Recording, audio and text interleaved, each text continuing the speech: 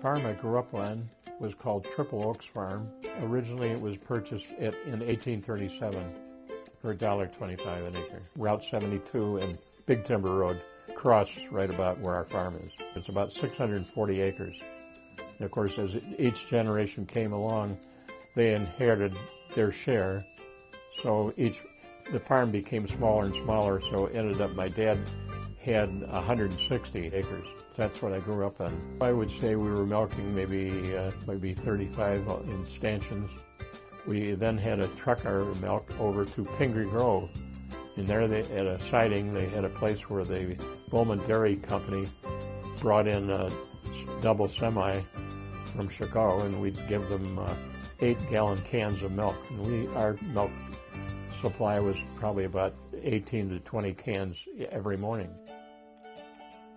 Somewhere 35 years ago, I started collecting milk bottles because that was the business I was in. Although I never handled glass bottles, that was always paper bottles.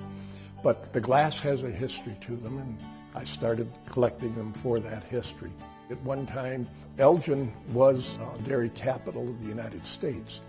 The first big dairy in Elgin was the Elgin Condensing Company, which shortly after they came to Elgin, changed their name to the Illinois Condensing Company.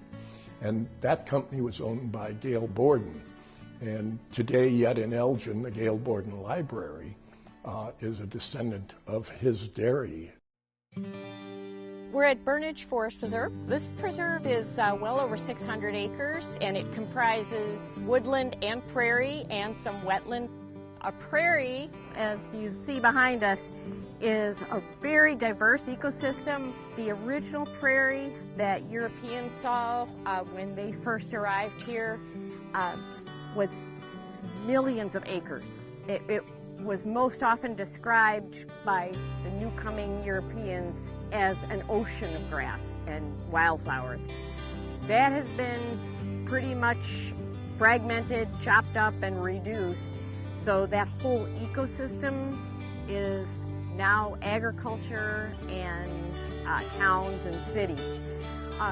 What we found is, as is so often the case, when you're about to lose something is when you realize how valuable it is, and that's certainly been true of prairie. So this great ecosystem of grasses and other flowering plants and wildlife is being restored now before it's gone.